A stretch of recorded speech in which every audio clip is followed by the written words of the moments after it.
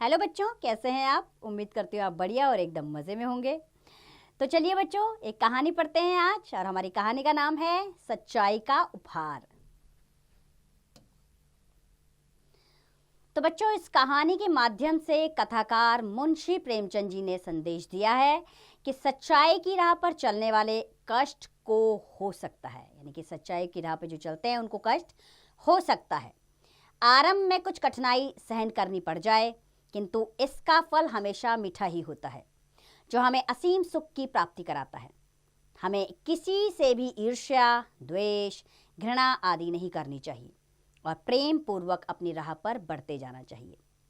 तो चलिए इस कहानी के सार को समझते हुए कहानी को आरंभ करते हैं। तो तहसीली मदरसा बराव के प्रधानाध्यापक मुंशी भवानी सहाय को बागवानी का व्यसन सा था। व्यसन यानी कि बीमारी सी थी उनको बागवानी करने की, अर्थात वो बागवानी बहुत किया करते थे। क्यारियों में भांति भांति के फूल और पत्तियां लगा रहती थी, दरवाजों पर लताएं चढ़ा दी थी। इससे मदरसे की शोभा अधिक हो गई थी। मदरसे जहां पर शिक्षा दी जाती है। मिडिल कक्षा के लड़कों से भी अपने बगीचे को सींचने और साफ करने में मदद लिया करते थे। अधिकांश लड़के इस काम को रुचिपूर्वक करते थे, इससे उनका मनोरंजन भी हो जाता था। किंतु दर्जे में 4-5 लड़के जमींदारों के थे। उन्होंने बाल्यकाल से ही, बाल्यकाल यानी कि बालक की अवस्था से ही, बाल्यकाल अर्थात बाल्यावस्था, बालक वाली अवस्था से ही आलस्य में जीवन व्यतीत किया था, अर्थात वो आलस्य का जीवन जी रहे थे। अमीरी का झूठा अभिमान दिल में भरा हुआ था। वह हाथ से कोई काम करना शर्म की बात समझते थे। उन्हें इस बगीचे से घृणा थी। जब उनके काम करने की बारी आती तो कोई ना कोई बहाना करके उड़ जाते। इतना ही नहीं, दूसरे लड़कों को भी बहकाते और कहते, वाह, यदि खुरपी कुदाल ही पकड़ना है तो मदरसे में किताबों में सिर मारने की क्या जरूरत। यहाँ पढ़ने आते हैं तो कोई मजदूरी करने नहीं। एक दिन उन लड़कों ने सलाह करके उस पुष्प वाटिका को विध्वंस करने का निश्चय किया। विध्वंस यानी कि उसको नष्ट करने, तहस नहस करने का निर्णय किया, निश्चय कर लिया उन्होंने। 10 बजे मदरसा लगता था, किंतु उस दिन वे 8 बजे ही आ गए और बगीचे में घुसकर उसे उजाड़ने लगे। मारे भय की छाती धड़क रही थी कि कोई देखता ना हो। एक छोटी सी फुलवाड़ी को उजाड़ते कितनी देर लगती है? 10 मिनट में हरा भरा बाग नष्ट हो गया।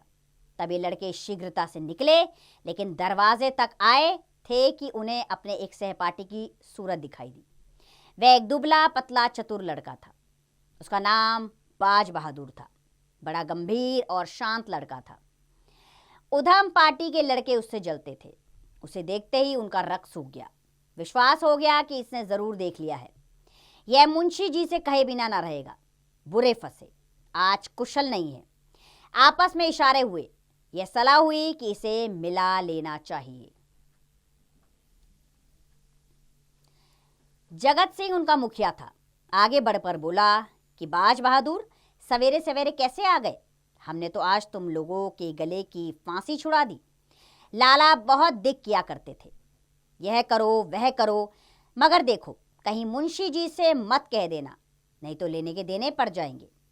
जगत सिंह ने कहा, मुंशी जी से कहोगे तो ना? बाज बहादुर, मैं स्वयं कुछ ना कहूंगा, लेकिन उन्होंने मुझसे पूछा तो? जगत सिंह ने कहा, कह देना मुझे नहीं मालूम। बाज बहादुर ने कहा, यह झूठ मुझसे नहीं बोला जाएगा। जयराम, अगर तुमने चुगली खाई और हमें मार पड़ी तो हम तुम्हें पीटे बिना ना छोड़ेंगे। बाज बहादुर, हमने कह दिया ना कि चुगली ना खाएंगे, लेकिन मुंशी जी ने पूछा तो झूठ भी ना बोलेंगे। जयराम, तो हम तुम्हारी हड्डियां भी तोड़ देंगे। बाज बहादुर, इसका तुम्हें अधिकार है। 10 बजे जब मदरसा लगा और मुंशी भवानी सहाय ने बाग की यह दुर्दशा देखी तो क्रोध से आग बबूला हो गए। आग बुबला होना यानी कि क्रोधित हो जाना, ये एक मुहावरा है। तो वो आग बबूला हो गए। बाग के उजड़ने का इतना खेद ना था जितना लड़कों की शरारत का। जो ही लड़के दर्जे में बैठ गए, वह तेवर बदले हुए आए और पूछा, ये बाग किसने उजाड़ा है? कमरे में सन्नाटा छा गया। सन्नाटा यानी कि खामोशी छा गई। कमरे में सन्नाटा छा गया। अपराधियों के चेहरे पर हवाइयां उड़ने लगी। हवाइयां यानी कि होश ना होना, उनको डर लगने लगा। ये भी एक मुहावरा है, हवाइयां उड़ना। मिडिल कक्षा के 25 विद्यार्थियों में ऐसा कोई ना था जो इस घटना को ना जानता हो, किंतु किसी में यह साहस ना था कि उठकर साफ सफाई कह दे। सब सिर झुकाए मौन धारण किए बैठे थे। मुंशी जी का क्रोध और भी प्रचंड हुआ, प्रचंड यानी कि भयानक हो गया, और भी ज्यादा उन्हें क्रोध आ गया। वह चिल्लाकर बोले, मुझे विश्वास है कि तुम ही लोगों में से किसी की शरारत है। जिसे मालूम हो स्पष्ट कह दे, नहीं तो मैं एक सिरे से पीटना शुरू करूंगा। फिर कोई यह ना कह सके कि हम निरपराध मारे गए। एक लड़का भी ना बोला, वही सन्नाटा। मुंशी जी, देवी प्रसाद तुम जानते हो? देवी, जी नहीं, मुझे कुछ नहीं मालूम। शिव प्रसाद तुम जानते हो? जी नहीं, मुझे कुछ नहीं मालूम। बाज बहादुर, तुम कभी झूठ नहीं बोलते, तुम्हें मालूम है? बाज बहादुर खड़ा हो गया। उसके मुखमंडल पर, मुखमंडल यानी कि चेहरे पर, उसके मुखमंडल पर वीरत्व का प्रकाश था, नेत्रों में साहस झलक रहा था। बोला, जी हां। मुंशी जी ने कहा, शाबाश। अपराधियों ने बाज बहादुर को रक्त वर्ण आंखों से देखा और मन में कहा, अच्छा, अर्थात वो क्रोधित आंखों से बाज बहादुर को देख रहे थे। भवानी प्रसाद बड़े धैर्यवान मनुष्य थे। यथासंभव लड़कों को यातना नहीं देते थे, यातना यानी कि सजा नहीं देते थे, किंतु ऐसी दुष्टता का दंड देने में लेश मात्र भी दया ना दिखाते थे। लेश मात्र यानी कि तनिक भी नहीं, अर्थात दंड देने में वो विश्वास नहीं करते थे, लेकिन इस दुष्टता के लिए वो दया नहीं दिखाते थे। छड़ी मंगाकर 5 अपराधियों को 10-10 छड़ियां लगाई। सारा दिन बेंच पर खड़ा रखा और चाल चलन के रजिस्टर में उनके नाम के सामने काले चिन्ह बना दिए गए। बाज बहादुर से शरारत पार्टी वाले वैसे ही जला करते थे। आज उसकी सच्चाई के कारण उसके खून के प्यासे हो गए। इस समय दर्जे के अधिकांश लड़के अपराधियों के मित्र हो रहे थे। उनमें षड्यंत्र रचा जाने लगा कि आज बाज बहादुर की खबर ली जाए। ऐसा मारो कि फिर मदरसे में मुंह ना दिखाए। ये हमारे घर का भेदी है, दगाबाज, बड़ा सच्चे की दम बना है। आज सच्चाई का हाल मालूम हो जाएगा। बेचारे बाज बहादुर को इस गुप्त लीला की जरा भी खबर ना थी, अर्थात उसके बारे में क्या लीला रची जा रही है उसको कुछ नहीं पता था। विद्रोहियों ने उसे अंधकार में रखने का पूरा यत्न किया था। छुट्टी होने के बाद बाज बहादुर घर की तरफ चला। रास्ते में एक अमरूद का बाग था। वहां जगत सिंह और जयराम कई लड़कों के साथ खड़े थे।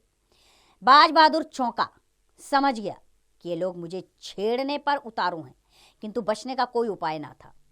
कुछ हिचकता हुआ आगे बढ़ा। जगत सिंह बोला, आओ लाला, बहुत राह दिखाई, आओ सच्चाई का इनाम तो लेते जाओ। तो जगत सिंह क्या बोला कि तुम बहुत सच्चाई के पुतले बनते हो बाज बहादुर, आओ अब इसका इनाम तुम्हें आज मिलेगा। बाज बहादुर, उसने कहा, रास्ते से हट जाओ, मुझे जाने दो। जयराम, जरा सच्चाई का मजा तो चखते जाइए। बाज बहादुर, मैंने तुमसे कह दिया था ना कि जब मेरा नाम लेकर पूछेंगे तो मैं बता दूंगा। जयराम, हमने भी तो कह दिया था तुम्हें कि इस काम का इनाम दिए बिना ना छोड़ेंगे। यह कहते ही वह बाज बहादुर की तरफ घूसा तान कर बढ़ा। जगत सिंह ने उसके दोनों हाथ पकड़ने चाहे। जयराम का छोटा भाई शिवराज अमरूद की एक टहनी लेकर झपटा। शेष लड़के चारों ओर खड़े होकर तमाशा देखने लगे। वह रिजर्व सेना थी जो आवश्यकता पड़ने पर मित्र दल की सहायता के लिए तैयार थी। ताज बहादुर दुर्बल लड़का था, उसके मरम्मत करने को वह 3 मजबूत लड़के ही काफी थे। सब लोग यही समझ रहे थे कि क्षण भर में ये तीनों उसे गिरा देंगे। बाज बहादुर ने जब देखा कि शत्रुओं ने शस्त्र प्रहार शुरू कर दिया है, यानी कि शस्त्र लेकर आक्रमण कर दिया है मेरी तरफ, तो उसने कनखनियों से इधर उधर देखा। कनखियों क्या होता है? आंखों के किनारों से। कनखियों से इधर उधर देखा। तेजी से झपट कर शिवराम के हाथ से अमरूद की टहनी छीन ली और 2 कदम पीछे हट कर टहनी ताने हुए बोला, तुम मुझे सच्चाई का इनाम या सजा देने वाले कौन होते हो? बाज बहादुर की पसली में जयराम का एक घूसा ऐसा पड़ा कि वह बेदम होकर गिर पड़ा। आंखें पथरा गई और मूर्छा सी आ गई।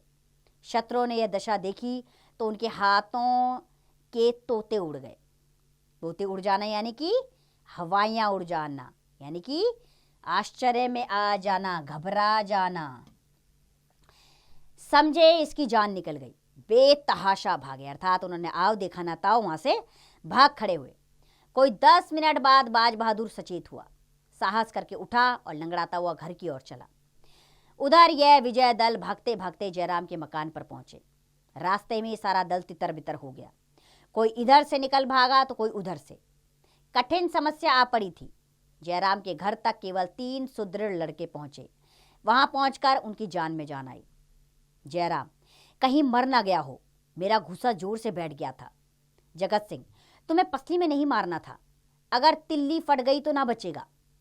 जयराम, मैंने जानकर थोड़ी ही मारा था, संयोग ही था, अब बताओ कि क्या किया जाए। जगत, क्या करना है, चुपचाप बैठे रहो। जयराम, कहीं मैं अकेला तो ना फंसूंगा। जगत, अकेले कौन फंसेगा, सब साथ चलेंगे। जयराम, अगर बाज बहादुर मरा नहीं तो उठकर सीधा मुंशी जी के पास जाएगा।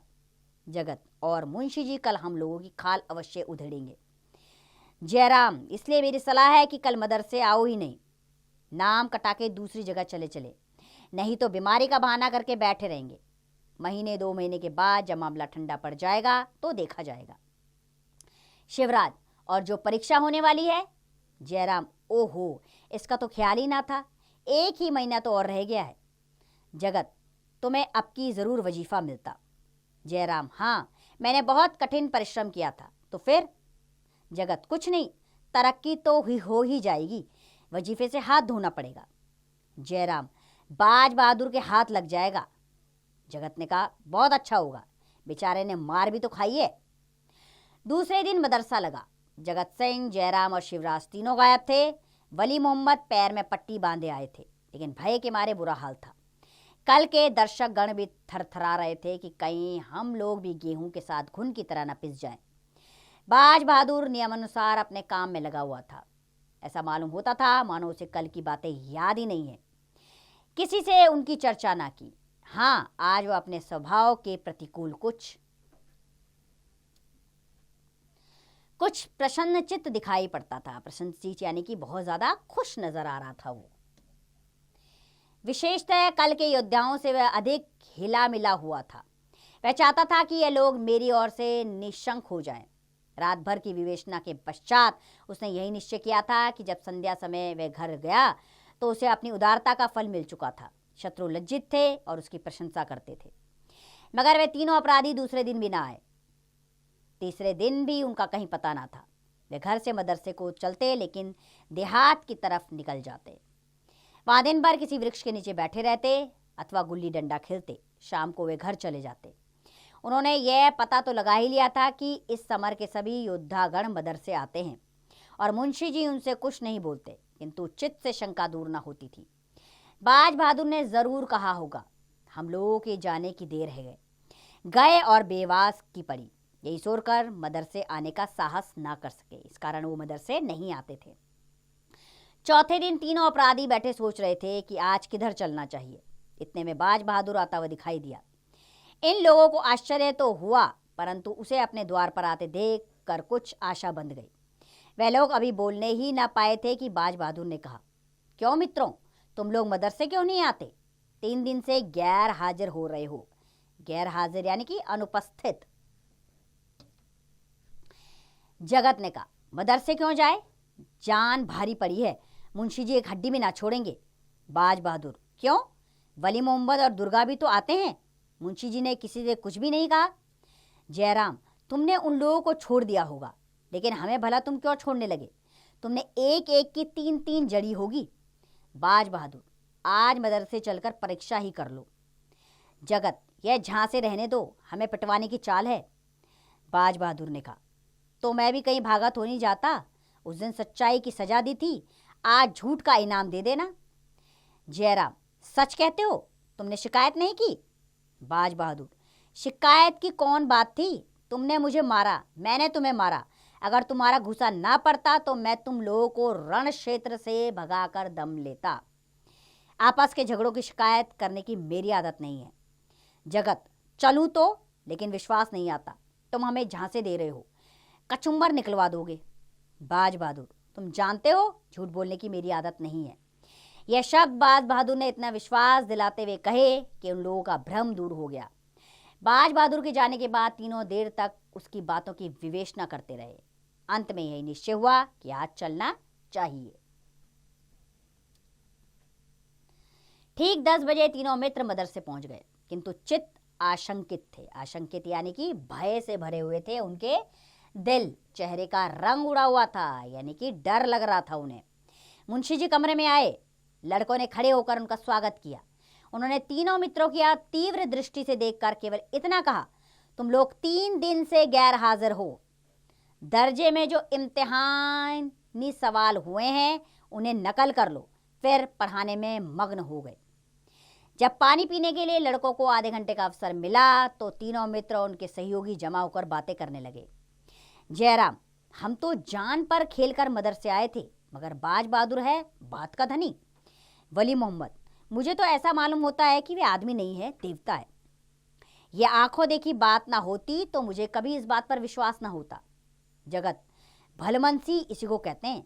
भलमनसी यानी कि भला मानस। हमसे बड़ी भूल हुई कि उसके साथ अन्याय किया। दुर्गा, चलो उससे क्षमा मांगे। जयराम, हाँ यह तुम्हें खूब सूझी, आज ही चलो। जब मदरसा बंद हुआ तो दर्जे के सब लड़के मिलकर बाज बहादुर के पास गए। जगत सिंह उनका नेता बनकर बोला, भाई साहब, हम सब के सब तुम्हारे अपराधी हैं। तुम्हारे साथ हम लोगों ने जो अत्याचार किया है उस पर हम हृदय से लज्जित है। लज्जित है यानी कि लज्जा, हमें शर्म आ रही है कि हमने तुम्हारे साथ ऐसा क्यों किया। हमारा अपराध क्षमा करो। तुम सज्जनता की मूर्ति हो, हम लोग उजड़, गवार और मूर्ख हैं, हमें अब क्षमा करो। बाज बहादुर की आंखों में आंसू भर आए। बोला, मैं पहले भी तुम लोगों को भाई समझता था और आज भी वही समझता हूँ। भाइयों के झगड़े में क्षमा कैसी। सब के सब उसके गले मिले। इसकी चर्चा सारे मदरसे में फैल गई। सारा मदरसा बाज बहादुर की पूजा करने लगा। वह अपने मदरसे का मुखिया, नेता और सिर सोम बन गया।